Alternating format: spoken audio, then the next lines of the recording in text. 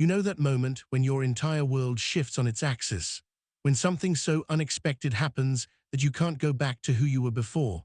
For me, that moment came on a random Tuesday evening in September, standing in my cramped apartment bathroom with a tape measure in one hand and my heart pounding so hard I thought it might break through my ribs. My name is Adrian Chen, and this is the story of how measuring curtain rods, yes, you heard that right, led me to the love of my life. But I'm getting ahead of myself. Let me take you back to where it all began. 3 months earlier, I'd been scrolling through roommate listings at 2 a.m., panic scrolling really, because my previous living situation had imploded spectacularly. My ex-boyfriend had decided our shared lease was the perfect time to announce he was finding himself, apparently with a personal trainer named Derek. So there I was, 26 years old, working as a graphic designer and desperately needing a place that wouldn't eat my entire paycheck. That's when I found Marcus's listing. Spacious two-bedroom in Northside, clean, quiet, LGBTQ plus friendly, must love plants and bad puns. No drama, please, I get enough of that at work. Theater lighting designer, so I keep weird hours. $850 month including utilities. The price alone had me clicking the contact button, but something about the listing felt warm, genuine, like the person behind it might actually be human and not a serial killer who collected toenail clippings. Marcus Rodriguez opened the door on a Saturday afternoon, and I'll admit, I forgot how to speak for a solid 5 seconds. He was tall, really tall, 6'3" of lean muscle wrapped in a faded Patti LuPone concert tee and paint-splattered jeans. His black hair was pulled back in a messy bun, a few strands escaping to frame a face that belonged in a cologne commercial, all sharp jawline and warm brown eyes that crinkled when he smiled. And that smile, God, that smile could power a small city. Adrian, hey, come on in. His voice was like honey over gravel, and I mentally kicked myself for the flutter in my stomach.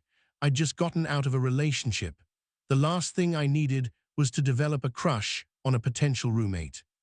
The apartment was exactly as advertised, spacious, flooded with natural light, and absolutely bursting with plants.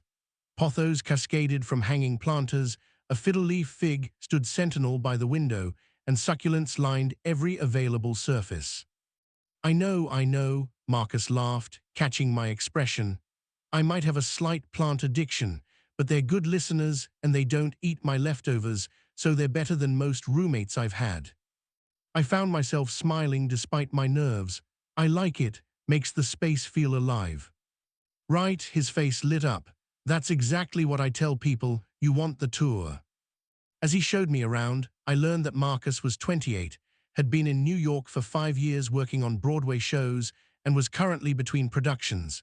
He was funny, genuinely funny, with a quick wit that had me laughing more than I had in months. He showed me what would be my room, sunny, spacious, with enough wall space for my art prints and a desk for my design work.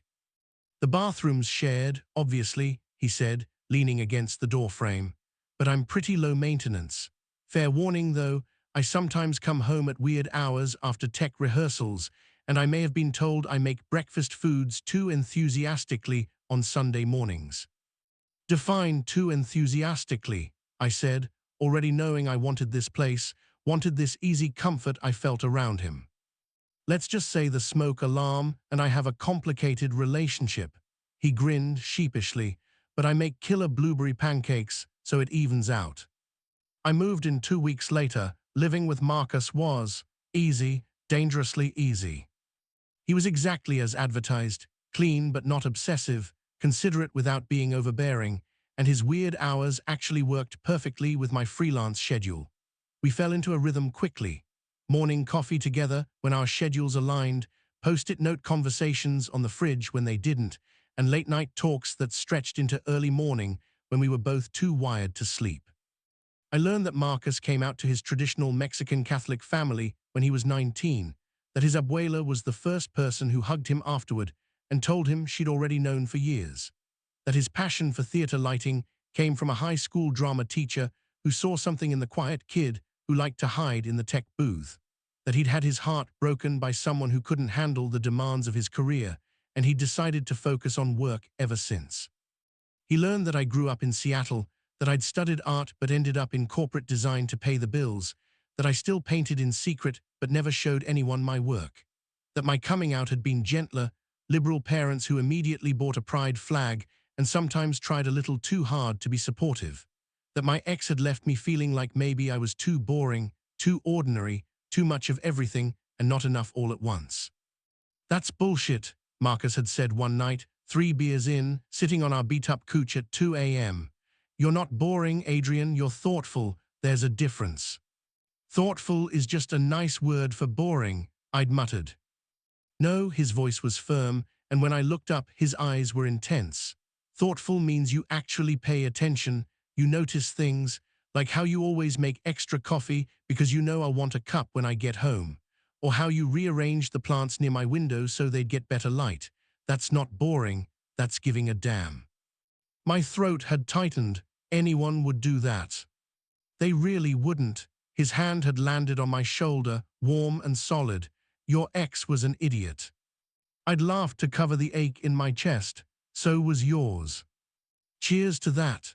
We'd clinked our beer bottles, and I'd tried to ignore how my skin burned where his hand had been. The problem, and yes, it was becoming a problem, was that somewhere between the shared coffees and the comfortable silences and the way he'd started smiling at me like I was something special, I'd developed feelings. Real feelings. The kind that made my stomach flip when he walked around shirtless after his morning run. The kind that had me lying awake at night, hyper-aware that he was just on the other side of the wall. I knew it was a terrible idea. He was my roommate. We had a good thing going. I'd just gotten out of a relationship. He'd said he was focusing on work. All valid, logical reasons to keep my growing crush locked away in the vault of things we never discuss. Then came the Tuesday that changed everything. I was in my room, wrestling with a client's logo redesign, when Marcus appeared in my doorway. He was wearing reading glasses when had he started wearing glasses, and had that particular expression that meant he was deep in problem-solving mode. "Hey, weird question," he said.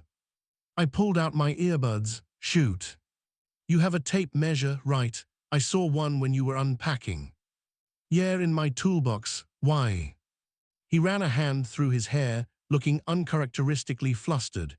"I'm trying to figure out dimensions for a lighting setup, and I need to measure something, but it's... Look, this is going to sound weird." Now I was curious. Marcus dealt with complex technical setups daily. What could possibly have him stumped? "Can you just help me?" He shifted his weight. "It'll make more sense if I show you." I followed him to the bathroom, my curiosity thoroughly piqued.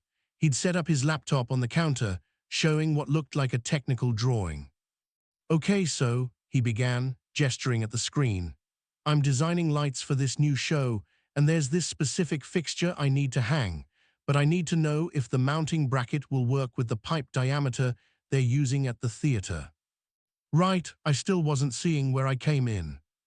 "The problem is, I can't find the exact specs for the pipe online, but I know it's a standard size that matches the one we have for the shower curtain rod. So I need to measure the rod's diameter to confirm it'll work." I looked at our bathroom shower rod. "Okay, seems straightforward." "Yeah, but here's the thing." He looked embarrassed now. "The way the mounting works, I need to measure the circumference, not the diameter, and I need to be precise, within a millimeter. And trying to wrap a tape measure around it myself, I keep getting different numbers because I can't see properly and hold it steady at the same time." "So you need a second pair of hands." "Exactly." His relief was palpable. "I know it's weird, asking you to come measure a shower rod with me, but..." "Marcus," I held up a hand. "It's fine, let me get the tape measure." What happened next is something I've replayed in my mind 1,000 times. We were standing in our small bathroom, me holding one end of the tape measure while Marcus tried to wrap it around the rod. The space was tight, which meant we were close, really close. I could smell his cologne, something woodsy and warm, and feel the heat radiating off his body. "Okay, hold it steady right there," he murmured, concentrating on the measurement. His arm brushed against mine, and I had to remind myself to breathe. What's it say? I asked, my voice embarrassingly rough. Hold on, the angle's wrong. I need to. He shifted, and suddenly he was pressed against my back, reaching around me to see the measurement. Can you hold it tighter? It keeps slipping. My brain short-circuited. Every nerve ending was on fire. His chest was against my shoulders, his breath warm on my neck, and I was supposed to focus on holding a tape measure steady. Adrian, his voice was soft, questioning, you okay?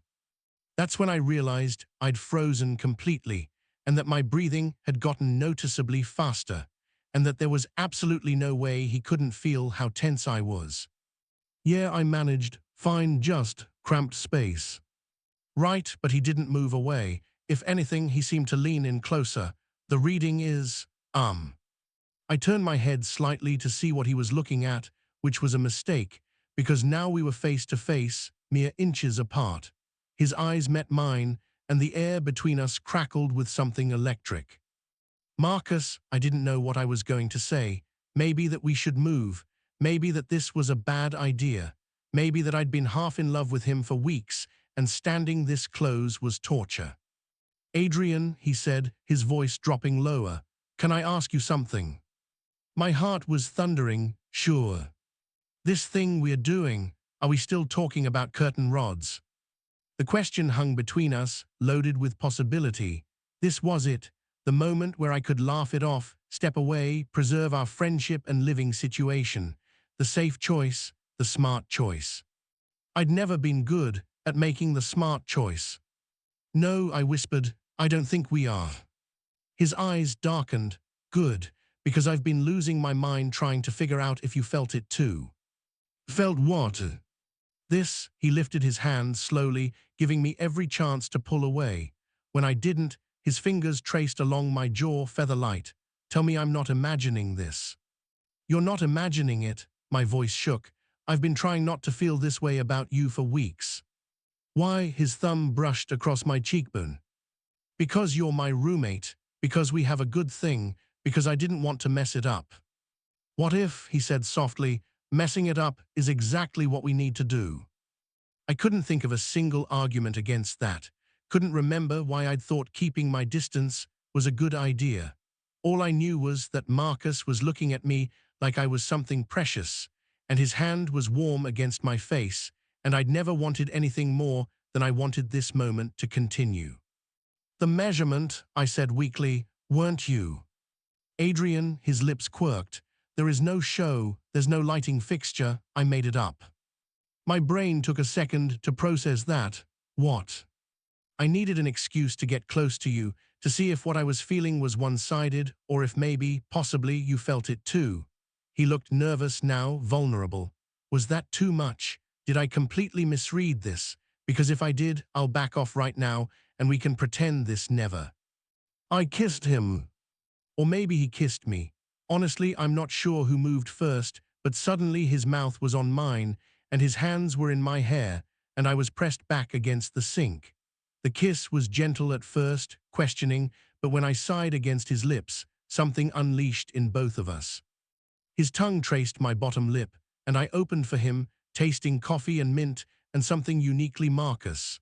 My hands found his shoulders, his neck, tangling in his hair and pulling him closer. He made a sound low in his throat that sent heat pooling in my stomach. When we finally broke apart, both breathing hard, his forehead rested against mine. So, he said, slightly breathless, that happened. I laughed, giddy and overwhelmed. That definitely happened. I've wanted to do that for so long. His hands cupped my face. Every time you smiled at me, every time we stayed up talking, every morning when you'd made coffee and you'd hand me a cup like it was the most natural thing in the world, I kept thinking, don't fall for your roommate, but then you'd do something sweet or say something funny, and I'd fall a little bit more. My chest ached with the weight of his words. I thought I was being so obvious, the way I'd find excuses to be in the same room as you, how I'd stay up even when I was exhausted just to hear about your day. We are both idiots, he said fondly. Agreed. I kissed him again, softer this time, savoring it. So what now? Now he pulled back enough to look at me properly. Now I'd really like to take you on a date.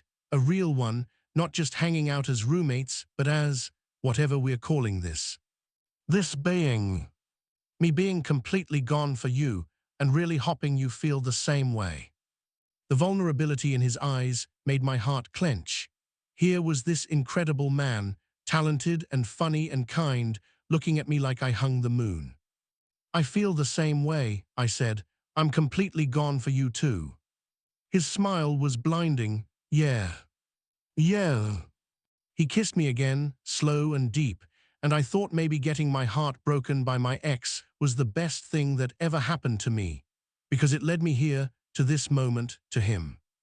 When we finally left the bathroom, after several more kisses and a lot of ridiculous smiling, reality started to creep back in.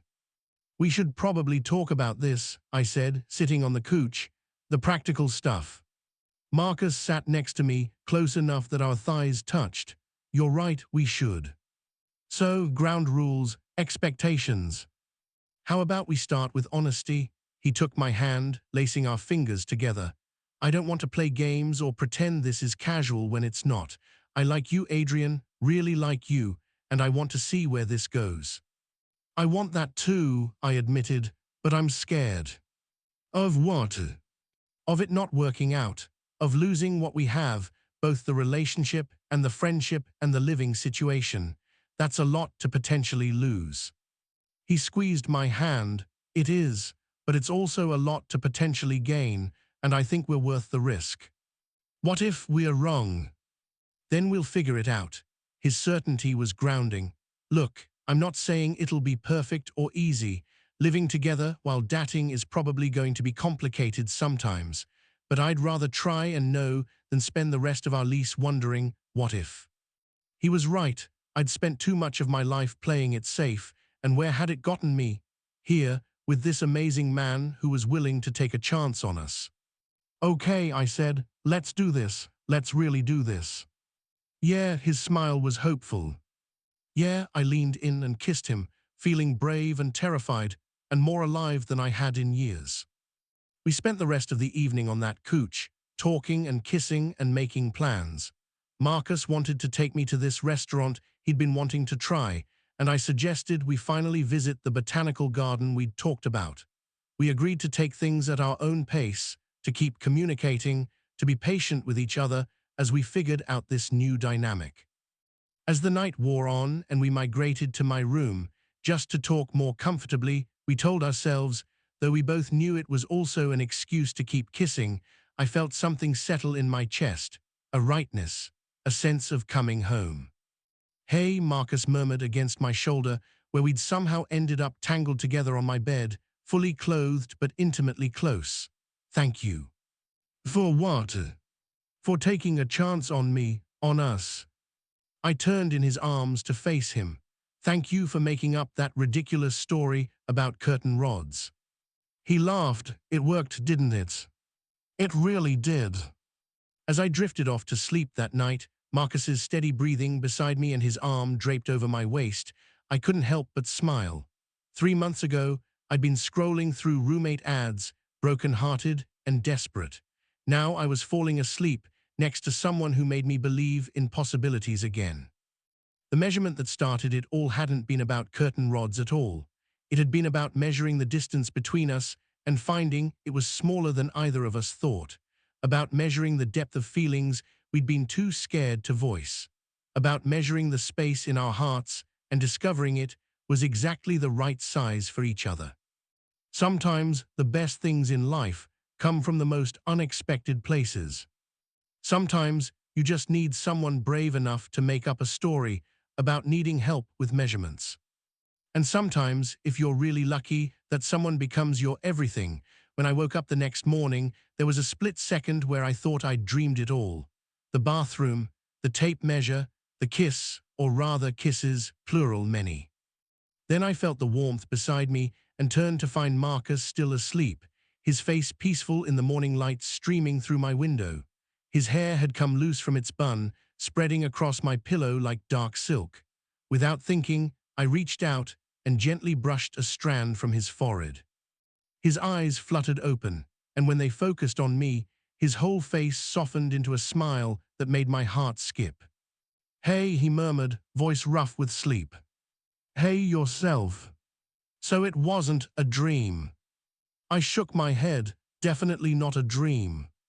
"Good," he pulled me closer, tucking me against his chest, because that would have been a really cruel thing for my subconscious to do. We lay there for a while, just breathing together, adjusting to this new reality. Finally, Marcus pressed a kiss to my temple and said, "I should probably go brush my teeth before I give you a proper good morning kiss." Probably wise. He reluctantly untangled himself and padded to the bathroom. I heard the water running and used the moment to process everything. This was real. Marcus and I were, together, dating, in a relationship. We'd need to define that, but whatever we called it, it felt right. When he came back, I went to brush my own teeth, and when I returned, I found him sitting on the edge of my bed, looking thoughtful. "What's on your mind?" I asked. "Just thinking about how we navigate this. I meant what I said last night. I want to do this right. Take you on proper dates, not rush things just because we live together and it's convenient." I sat beside him. "I appreciate that, but also, we don't have to pretend we're starting from scratch. We've been building something for months, we just didn't call it dating." "True," he took my hand. "I guess I'm just nervous about messing this up. You're important to me, Adrian. This, us, it matters." "It matters to me too, which is why we should probably establish some boundaries, make sure we're on the same page." We spent the next hour talking it through. We agreed to maintain some independence, keep our own rooms, our own space, our own lives outside of each other. We'd be intentional about dating, not just defaulting to always being together because we lived in the same apartment. We'd check in regularly about how things were feeling, address problems early before they festered. It felt mature, responsible, a little scary, honestly, because it made everything feel more real. Marcus took me to dinner that Friday at a small Italian restaurant in the West Village. He showed up at my bedroom door at 7, wearing dark jeans and a button-down that made his eyes look impossibly warm, holding a single sunflower. "For you," he said, looking adorably nervous. "I know it's cheesy, but you mentioned once that sunflowers were your favorite." I had mentioned that, in passing, weeks ago. The fact that he remembered made my chest tight.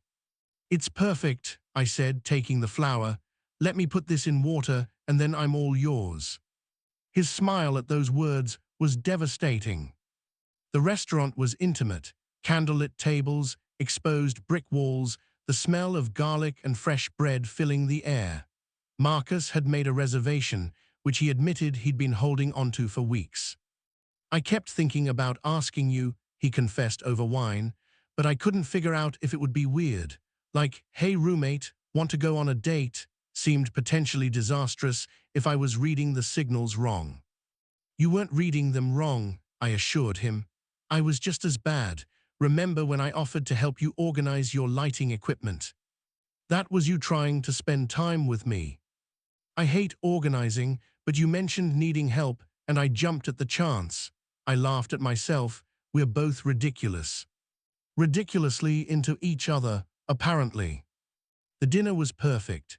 We talked about everything and nothing, his upcoming show, my freelance projects, our families, our dreams. It was like all our late-night conversations, but charged with new electricity. Every smile felt flirtatious. Every brush of hands across the table felt intentional. When he walked me home, which was hilarious since we lived in the same place, we stopped outside our building. "This is the part where I'd normally kiss you goodnight," Marcus said, his hands in his pockets. "But it feels weird because we're about to go into the same apartment." "So kiss me here," I suggested. He did, slow and sweet under the streetlights, and I thought about how many times I'd come home to this building feeling lonely. How different it felt now. Upstairs, we lingered at my bedroom door. "I should let you get some sleep," Marcus said, though he made no move to leave. "You should," I agreed, not letting go of his hand. "Adrian." "Yes. This was the best first date I've ever had." I pulled him down for another kiss, mine too. That night I fell asleep grinning like an idiot, the sunflower in a vase on my nightstand. The next few weeks were a lesson in balance. During the day, we maintained our routines, work, errands, separate social lives, but evenings became ours, cooking dinner together, which often devolved into kissing against the kitchen counter. Movie nights that were less about the movie and more about being close. Stolen moments throughout the day, good morning kisses over coffee, texts that made me smile at my computer screen, coming home to find little notes he'd left for me. We were careful not to let our relationship consume everything. Marcus still had his theater friends, his tech rehearsals, his Sunday brunches with his college roommates. I maintained my weekly video calls with my parents, my Tuesday night painting sessions, my friendship with Jenna from work. But the integration was happening naturally. I started attending some of his shows, watching with awe as he transformed spaces with light. He'd come to a gallery opening where some of my paintings were displayed, a huge step for me, sharing that vulnerable part of myself. He'd stood in front of my abstract piece for a long time, then turned to me with tears in his eyes. "It's beautiful," he'd said. "You're so talented, Adrian. The world deserves to see this." His belief in me was transformative. I started painting more, started believing maybe I could be both a designer and an artist. He encouraged me in ways my ex never had, celebrated my successes, supported me through the inevitable rejections. Not everything was perfect, of course. We had our first real fight about a month in. I'd been having a rough week. A major client had rejected my work, my student loans were weighing on me, and I'd been withdrawn. Marcus had noticed, of course, and tried to help, but I'd brushed him off. Finally, on a particularly bad evening, he'd cornered me in the kitchen. "Talk to me," he'd said. "You've been shut down for days, and I don't know how to help." "I don't need help," I'd snapped. "I just need space." "You've had space. What you need is to stop isolating yourself when things get hard." "Maybe I don't want to burden you with my problems." "That's not your call to make." His frustration was clear. "We're in a relationship, Adrian. That means we're supposed to support each other, but I can't do that if you won't let me in." "I'm not good at this," the admission burst out of me. "I'm not good at relying on people or asking for help or being vulnerable. My ex made it clear that my problems were too much, that I was too much." Marcus's expression shifted from frustrated to heartbroken. "Adrian, look at me." When I did, his eyes were fierce. "You are not too much. You're exactly enough. And your ex was a coward who didn't deserve you." "You don't know that." "I do know that, because I know you. And you're allowed to have hard days and struggles and moments where everything feels like too much. That doesn't make you a burden. That makes you human." I'd broken then, all the stress and fear and insecurity pouring out. He'd held me while I cried, stroking my hair and murmuring reassurances.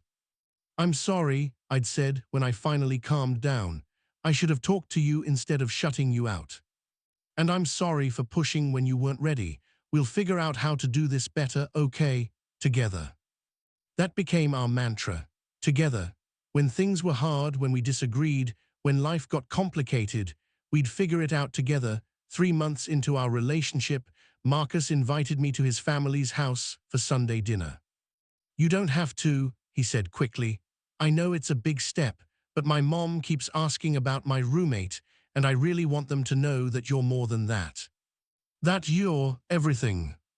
The word hung between us. We hadn't said, "I love you," yet, both of us dancing around it, but the feeling was there in every touch, every look, every quiet moment. "I'd love to meet them," I said, ignoring the terrified flutter in my stomach.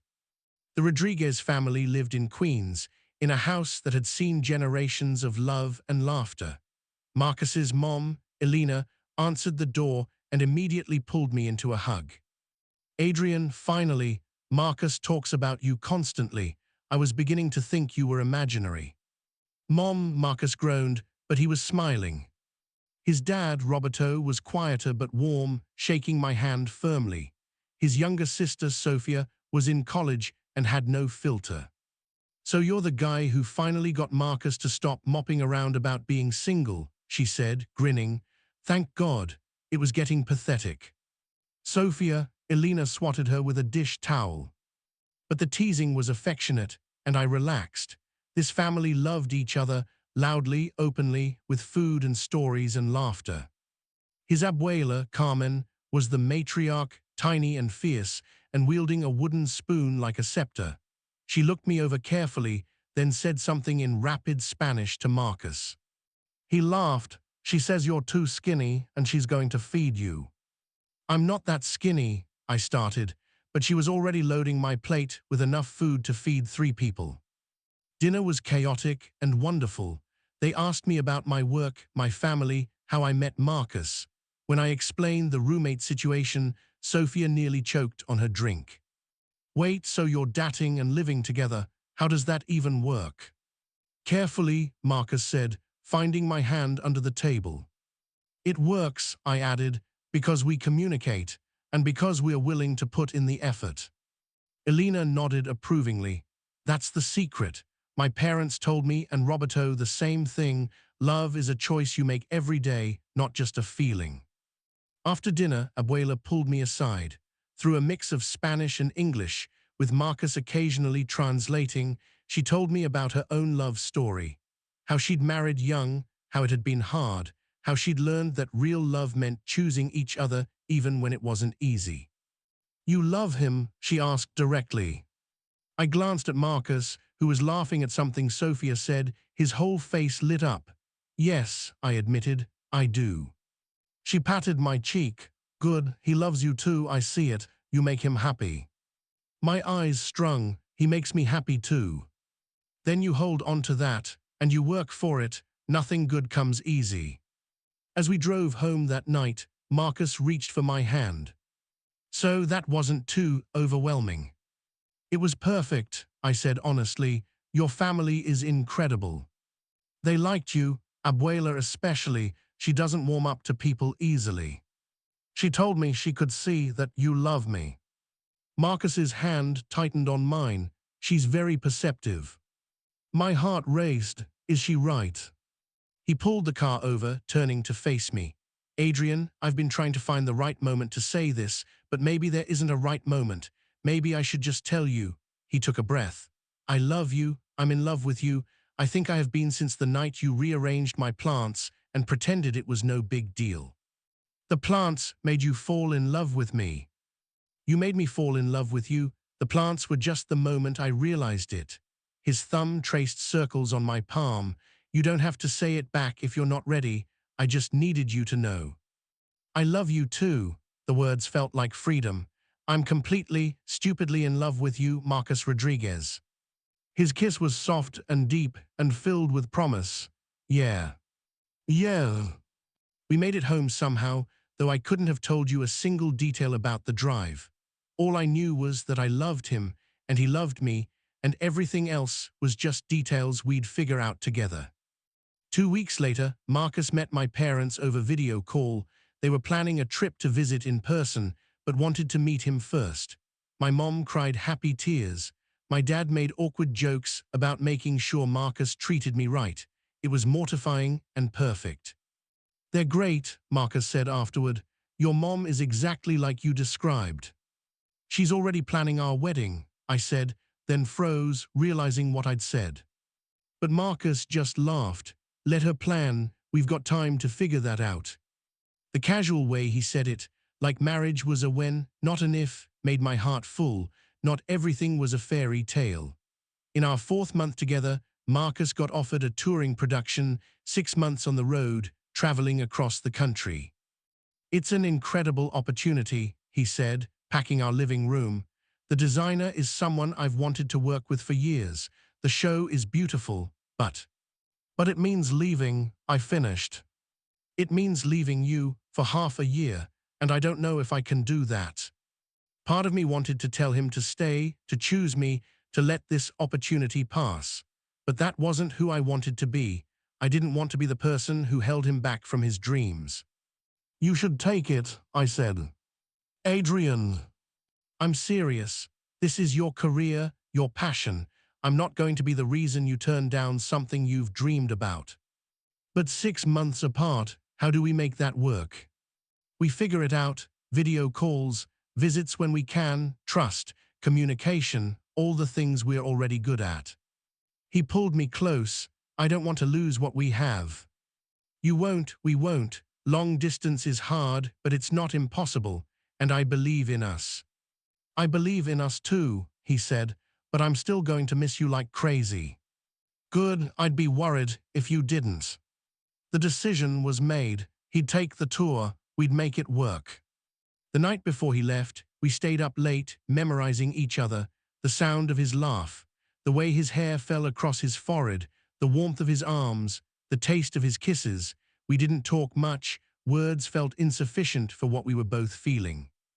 I love you, he whispered, as we fell asleep tangled together. No matter how far apart we are, that doesn't change. I love you too, I said. Come back to me. Always.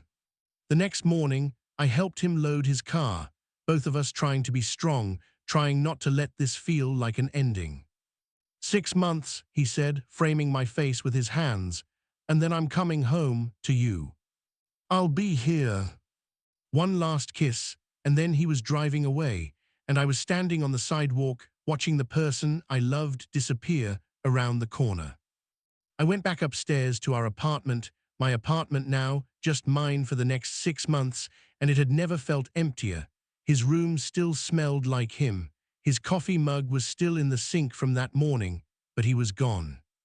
I allowed myself one day to be sad, to miss him, to wonder if we were crazy for thinking we could make this work. Then I got up, made coffee, and video called him. His face appeared on screen, and even pixelated and hundreds of miles away, it made me smile. Hey, he said softly.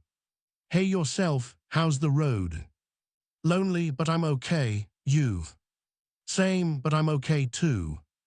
And somehow we were. It wasn't easy. There were nights when the time zones didn't align and we could only manage a quick text. Days when I ached for him so badly it hurt. Moments of doubt and fear and loneliness. But there were also beautiful things. Video dates where we cooked together, each in our own kitchen. Care packages sent back and forth. Voice messages left for each other to wake up to. The way he'd call me after every show, his voice buzzing with adrenaline, wanting to share every detail with me. We were making it work. Day by day, call by call, we were proving that distance was just geography, not a barrier to love. 5 months and 23 days. That's how long Marcus had been gone when I got the call that changed everything. I was in the middle of a design project, headphones on, completely focused, when my phone lit up with his name. We had our scheduled call later that evening, so seeing him calling now sent a spike of worry through me. Hey, is everything okay? I answered immediately. Adrian, his voice sounded strange, tight, emotional. I need to tell you something. My stomach dropped. This was it, the moment I'd been dreading. He'd met someone on tour. He'd realized long distance was too hard. He decided we were better as friends. My mind spiraled through every worst-case scenario in the space of a heartbeat. Okay, I managed. The tour, they're cutting it short. What? Why? Funding issues. The production company made some bad investments. They're wrapping us up in 2 weeks instead of running through the end of the schedule. Relief and confusion warred in my chest. I'm sorry, that's awful. I know how much this meant to you. Adrian, you're not getting it. Now I could hear the smile in his voice. I'm coming home. In 2 weeks, I'm coming home to you. The apartment suddenly felt too small to contain the joy exploding in my chest. Really? Really, I know it's earlier than we planned, but… Marcus, this is the best news I've gotten in months. His laugh was warm and relieved. Yeah. Yeah, God, I can't wait to see you. Same, I've missed you so much, Adrian, every single day. I've missed you too, so much. We talked for another hour, making plans, imagining the reunion, neither of us wanting to hang up. When we finally did, I sat in the quiet apartment and let myself feel the full weight of my happiness.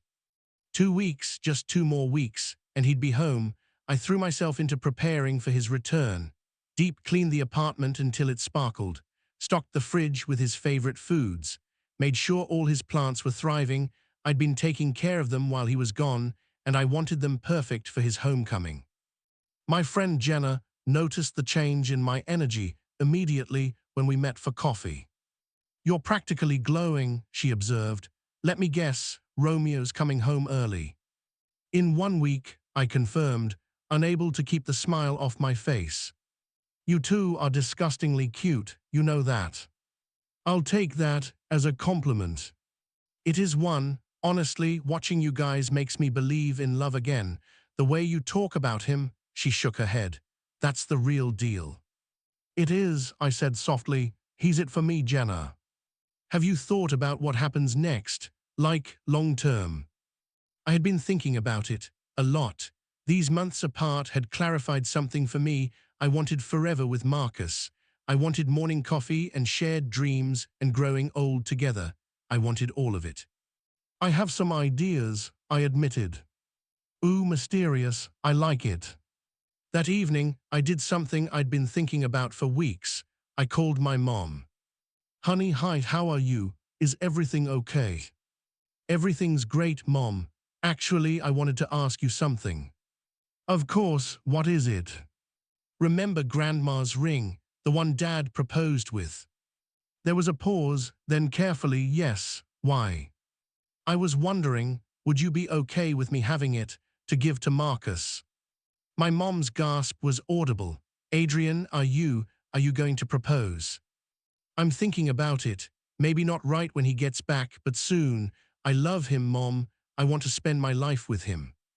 "Oh, honey," her voice was thick with emotion. "Of course you can have the ring. Your father and I would be honored. And Marcus is wonderful. We'd be so happy to have him as part of the family officially." "Thanks, Mom. That means everything." "When are you thinking of doing it?" "I'm not sure yet. I want it to be right, special, something that means something to both of us." We talked for another hour, my mom sharing stories about my dad's proposal, giving advice, crying happy tears. By the time we hung up, I felt even more certain about my decision. Marcus and I were ready for this next step. The day Marcus was scheduled to arrive, I was a nervous wreck. I changed my outfit 3 times, reorganized the living room twice, kept checking my phone for updates on his flight. Finally, the text came, "Just landed, be home in an hour, I love you." I paced the apartment, unable to sit still. Every minute felt like an eternity. I kept looking at the door, willing it to open, willing him to appear. Then I heard it, keys in the lock, the door opening, and there he was. Marcus stood in the doorway, travel-worn and exhausted, and absolutely beautiful. For a second, we just stared at each other, both frozen by the weight of 5 months of missing each other. Then we were moving at the same time, crashing together in the middle of the room. His arms wrapped around me, lifting me off my feet, and I buried my face in his neck, breathing him in. "You're here," I said against his skin. "You're really here." "I'm here," his voice broke. "God, I missed you." We held each other for a long time, neither willing to let go. When we finally pulled back enough to look at each other, his eyes were wet. "You're even more beautiful than I remembered," he said, tracing my face like he was relearning it.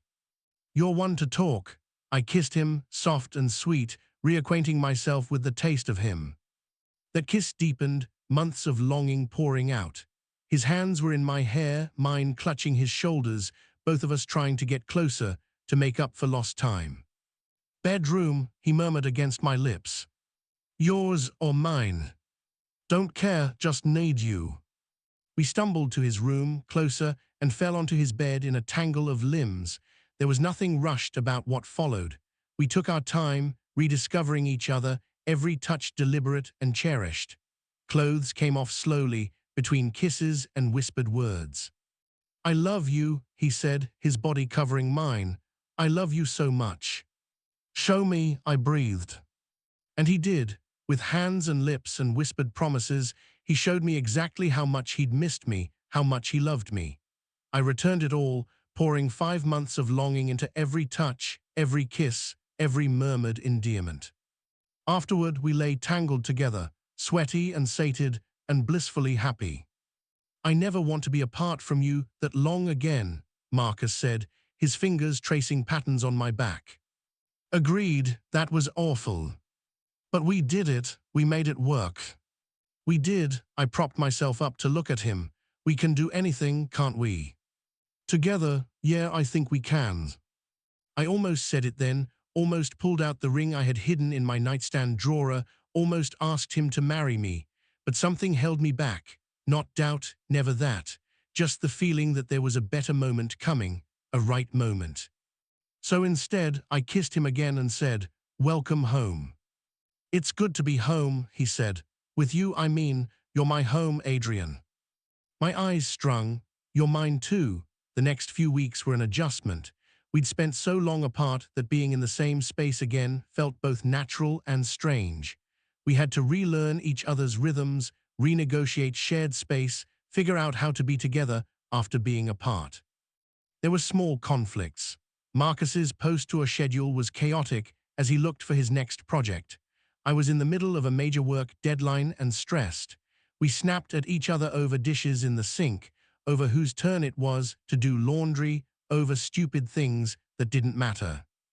After a particularly tense evening, I found Marcus sitting on the fire escape, looking out at the city. "Hey," I said, joining him. "I'm sorry about earlier, I was a jerk." "I was too," he sighed. "I think we're both still adjusting." "Yeah," I took his hand, "but we'll figure it out, we always do." I know, I built up this fantasy in my head of what it would be like when I got back. Everything would be perfect, and we'd never fight, and it would be like the honeymoon phase all over again. "Real life isn't a fantasy," I said gently, "but that doesn't mean it's not good. I'd rather have real with you than perfect with anyone else." He squeezed my hand. "When did you get so wise?" "I had a lot of time to think while you were gone, about us, about what I want our life to look like." I took a breath. "I want the mundane stuff, Marcus, the dishes and the laundry and the everyday moments. I want boring Tuesday nights and lazy Sunday mornings and all the little ordinary things that make up a life together." "I want that too." He pulled me against his side. "I want all of it with you." We sat there in comfortable silence, watching the city lights, and I knew this was the right moment. "Marcus." "Yes." "There's something I want to ask you." He turned to look at me, and in the dim light from the windows behind us, his eyes were warm and curious. I slid off the fire escape bench and onto one knee. His breath caught. "Adrian, what?" "Let me say this before I lose my nerve." I pulled the ring box from my pocket. "These past few months apart made me realize something. I don't want to spend another day of my life without you in it. Not as my roommate, not as my boyfriend, but as my husband. Marcus Rodriguez, you make me braver and happier and more myself than I've ever been. You believe in me when I don't believe in myself. You make ordinary moments feel extraordinary just by being there. I love you more than I thought it was possible to love someone, and I want to spend the rest of my life showing you that." I opened the box, revealing my grandmother's ring, a simple gold band with a small, perfect diamond. "Will you marry me?" For a long moment, Marcus just stared at me, his eyes wide and shining with tears. Then he was pulling me up, kissing me hard, laughing and crying at the same time. "Yes," he said against my lips. "Yes, yes, 1,000 times yes." I slid the ring onto his finger with shaking hands. It fit perfectly. "I love you," he said, looking at the ring, then at me. "I can't believe you just proposed to me on our fire escape." It felt right. This is where we've had some of our best conversations, where we figured out how to do long distance, where we always come to talk things through. It's us. "It's perfect." He kissed me again. "You're perfect. Well, not perfect, but perfect for me." "Same," I grinned. "So, fiancé, what do you want to do now?" Now his smile was wicked. "Now I want to take my fiancé to bed and show him exactly how happy he just made me." I like the sound of that. We went inside, leaving the city lights behind, and spent the night celebrating our engagement in all the best ways. The next morning we called our families. My mom cried, happy tears, she insisted. My dad made a speech about marriage being a partnership and how proud he was of me. Marcus's mom screamed with joy so loudly we had to hold the phone away from our ears. Abuela said she'd known all along and demanded to know when the wedding would be. We just got engaged last night, Marcus laughed. Give us time to plan. Don't wait too long, she warned. Life is short. When you know, you know. We spent the following weeks in a happy blur, looking at venues, talking about what kind of wedding we wanted, figuring out logistics. We decided on something small and intimate, just close family and friends, more about the commitment than the spectacle. My painting career was taking off. A gallery had offered me a show, and Marcus had been instrumental in giving me the confidence to say yes. His next project was an off-Broadway production that would keep him in the city. We'd learned our lesson about long separations. One evening, about 2 months after the engagement, I came home to find Marcus in the kitchen, cooking dinner. Our kitchen, our home, soon to be our marriage. "Hey, husband-to-be," I said, kissing his cheek. "Hey yourself, husband-to-be," he turned from the stove. "How was your day?" "Good, met with the gallery about the show. It's really happening, Marcus." I never doubted it would. He pulled me into a hug. "I'm so proud of you. I couldn't have done it without you." "You absolutely could have. You just needed to believe in yourself as much as I believe in you." I held him close, breathing in the smell of whatever he was cooking mixed with his cologne, and thought about how far we'd come. From roommates to friends, to lovers to fiancés. Every step had led us here, to this moment, to this life we were building together. "What are you thinking about?" Marcus asked. "Just how lucky I am, how lucky we are."